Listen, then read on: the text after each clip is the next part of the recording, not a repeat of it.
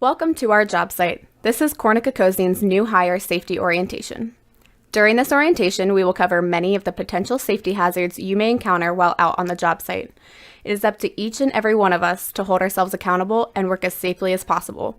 During this presentation, please make a list of any questions you have and direct them towards the Corna Kokosing project team after the video.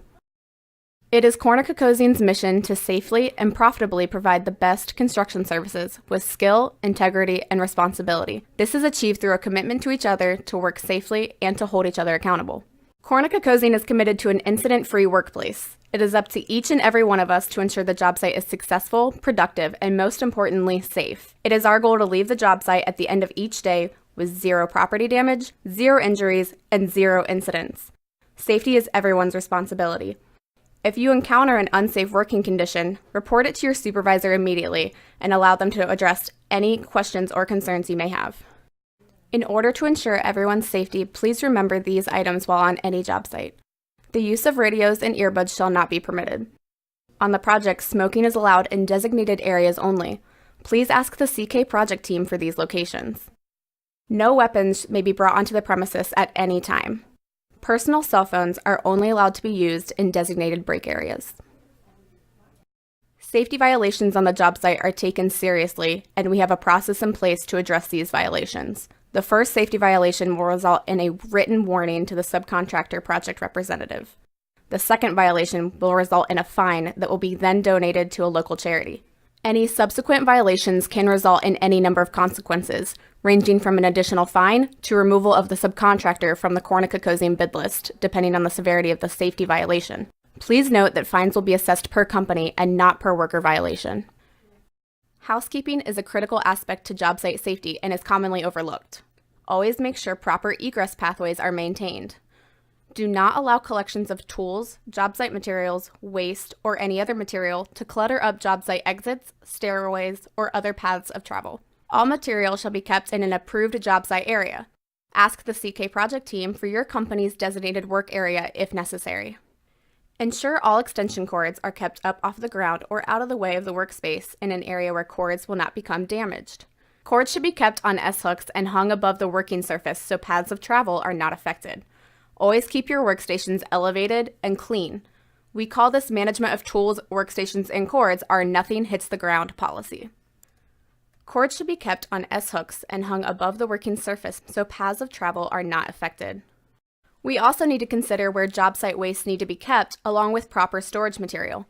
Always store materials where they are readily accessible yet out of travel pathways. Always keep job site waste in designated storage bins and trash containers with wheels for easy mobility and disposal. Make sure they do not become overfilled. Make sure your workspace is clean before and after every shift to prevent slip, trip, and fall hazards. Inspect your workspace. Are there any cords, pieces of metal, banding, or wrapping that could pose a trip hazard?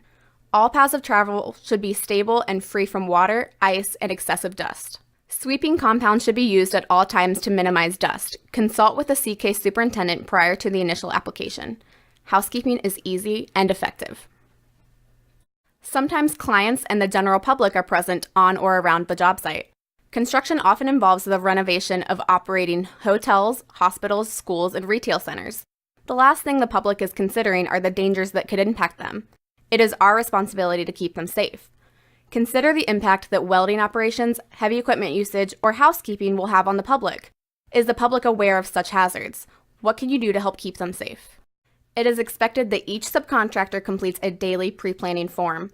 This form is filed with the CK project team prior to work starting for that day. The purpose of this form is to identify potential hazards associated with the planned job activities for the day.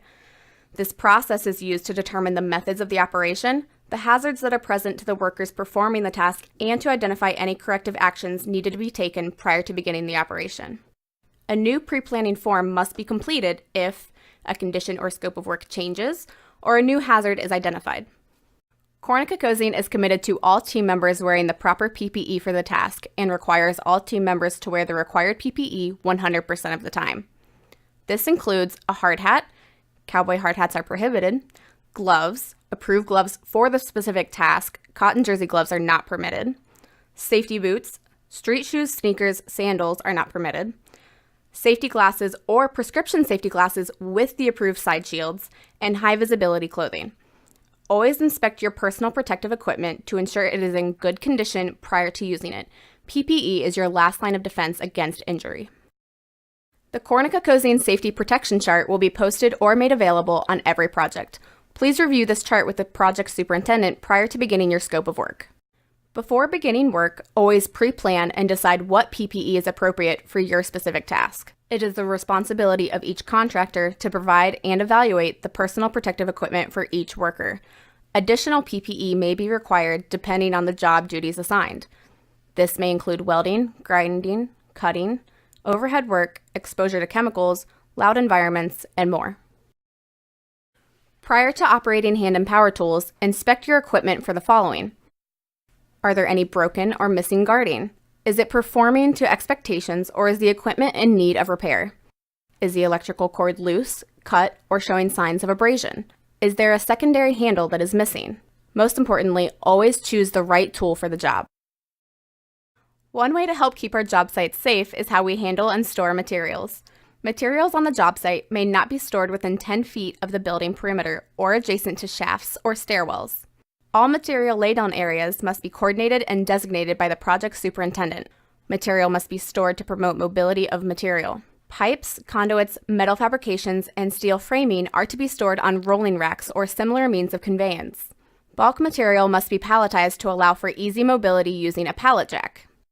Just-in-time delivery is required to minimize clutter. Nothing should be stored on a floor that cannot be installed within 2 weeks. Heavy material such as glass and drywall must be loaded so as not to overload the structure. In addition, the subcontractor is required to do a floor loading analysis for submission to the CK project team for review and approval. Health hazards can be far-reaching and long-lasting. Lead, silica, and asbestos can impact your health negatively and in some instances take years to crop up and show symptoms. You only have one set of lungs, so taking care of them is crucial. The SDS for any hazardous or non-hazardous material must be provided by each subcontractor and kept on site for reference. All applicable signage pertaining to the material itself must also be provided. You are required to read and understand the health hazards of the materials you are working with.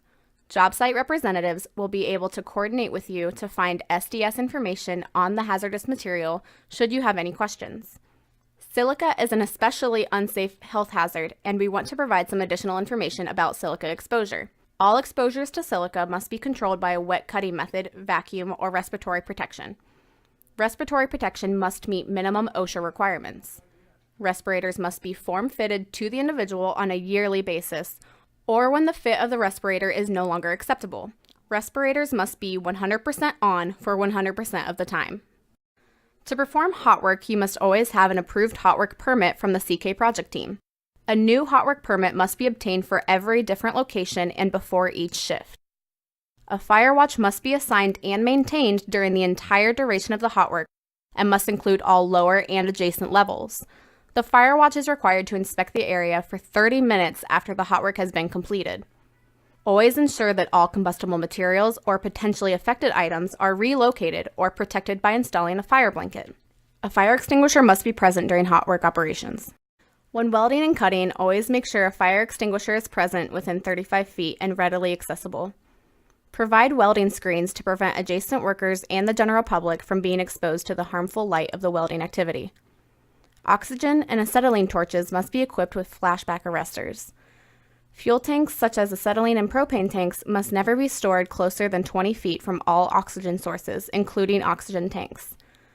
All fuel and oxygen tanks must be stored upright and secured with the valve protection cap in place.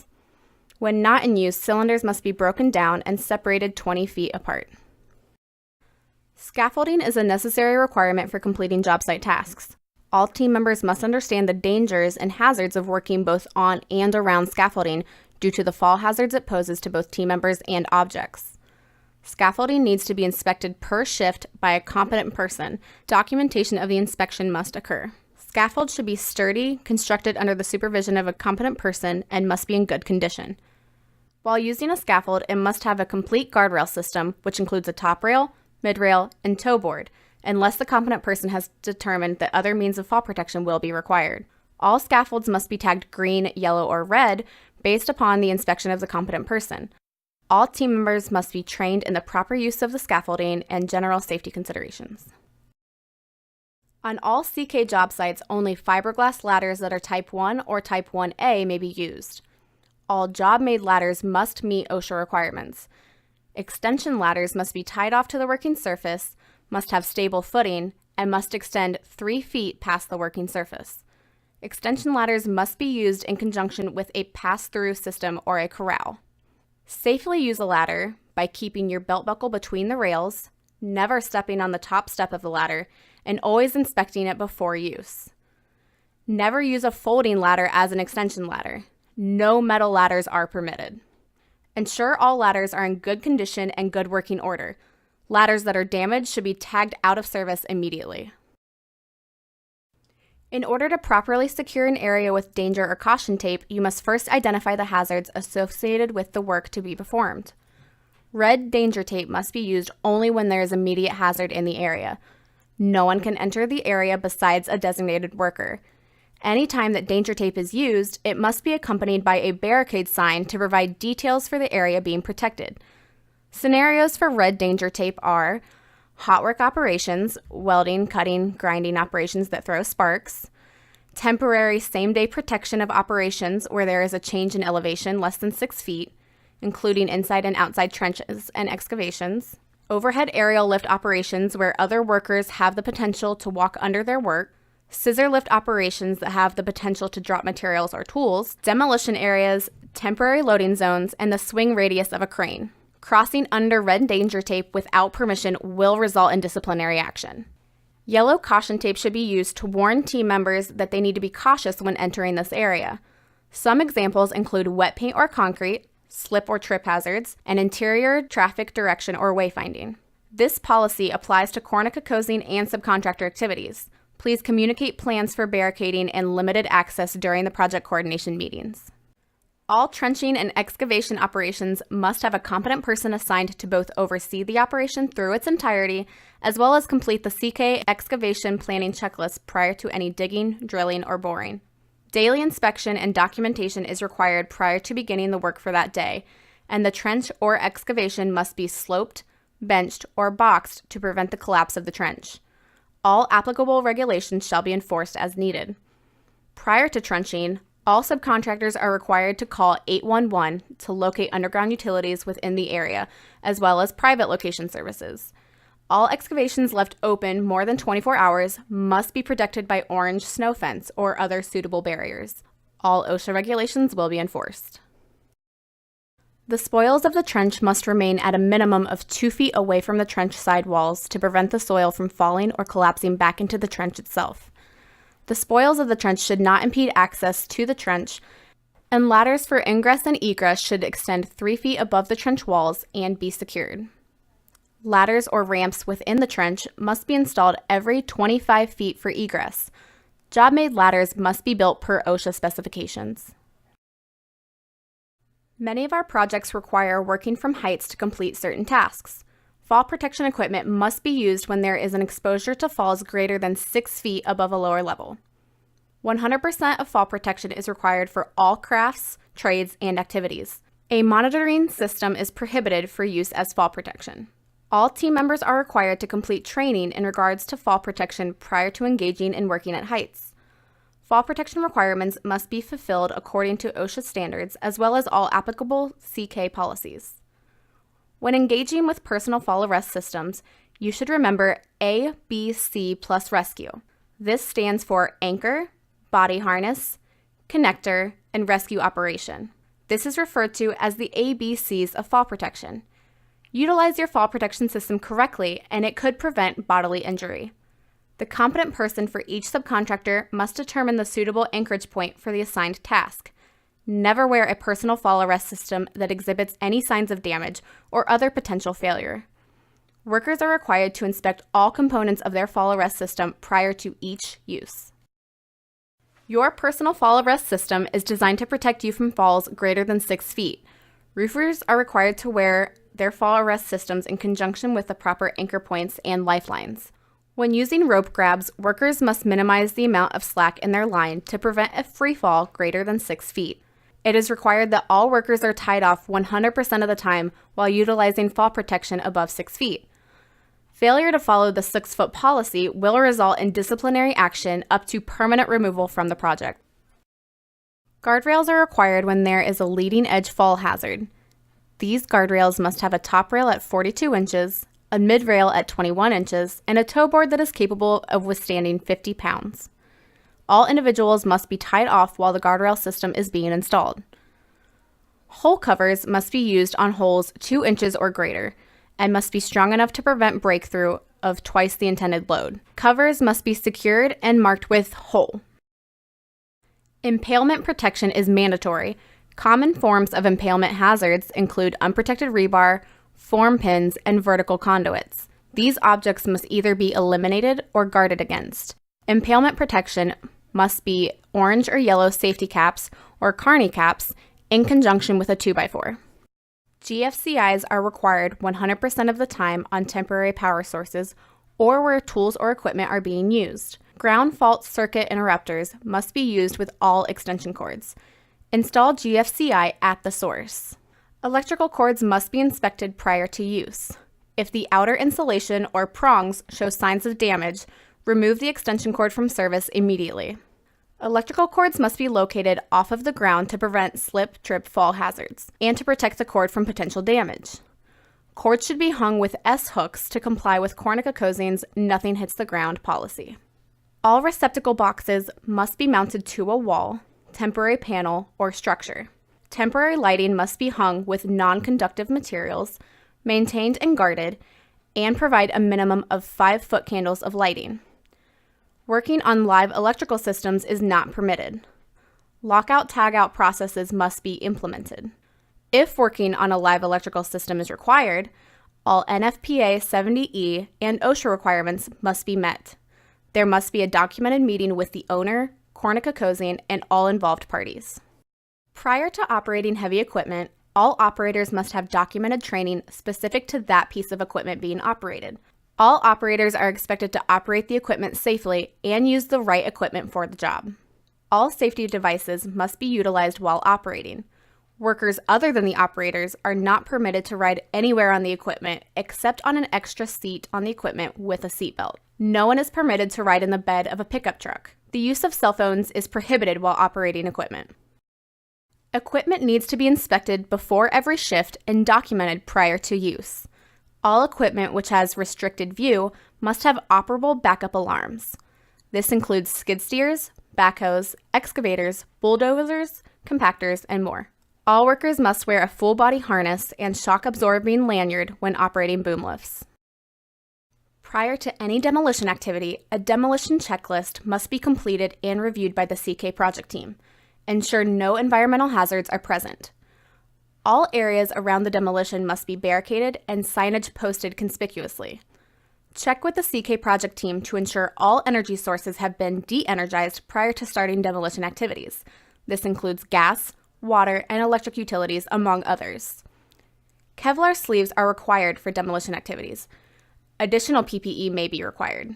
Check the PPE chart for requirements. These conditions must be evaluated prior to beginning the operation.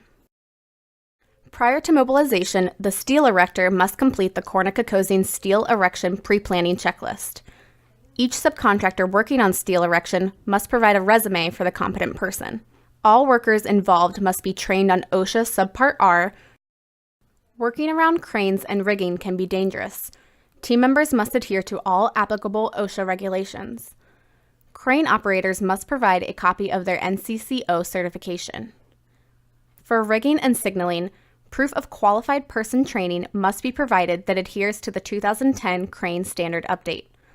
This proof of documentation must be current and up to date. All cranes must have swing protection, including hydraulic cranes. The outriggers must be placed on engineering mats to prevent collapse. The crane operators must consult with the CK superintendent for outrigger locations to prevent potential damage to underground utilities or structures. Corna Kokosing must receive copies of the annual and monthly crane inspection prior to mobilization. Copies of the daily crane inspection must be provided to the CK project team. Corna Kokosing is committed to providing a safe workplace and one that is free from all types of discrimination, including sexual harassment and non-sexual harassment. Corna Kokosing provides equal employment opportunity to all persons without regard to race, color, religion, sex, national origin, disability, age of 40 years or older, military, and veteran status. The company not only insists on a work environment free of all sexual and non-sexual harassment, but also encourages team members to actively support the effort to create and maintain a safe and positive work environment. Corna Kokosing is committed to job site safety 100% of the time. It is all of our responsibility to strive for zero incidents. Always work safely on the job site, no matter the task. Report any unsafe condition or act so that we can work together to correct the hazard, implement engineering controls to eliminate the hazard, or ensure that you have the correct resources to guard against the particular hazard. It is our goal to leave the job site at the end of each day with zero property damage, zero injuries, and zero incidents. Safety is everyone's responsibility. Thank you for your attention during this video. We look forward to working safely with you to build this project. Now, please direct any questions you may have to the CK project team. Thank you.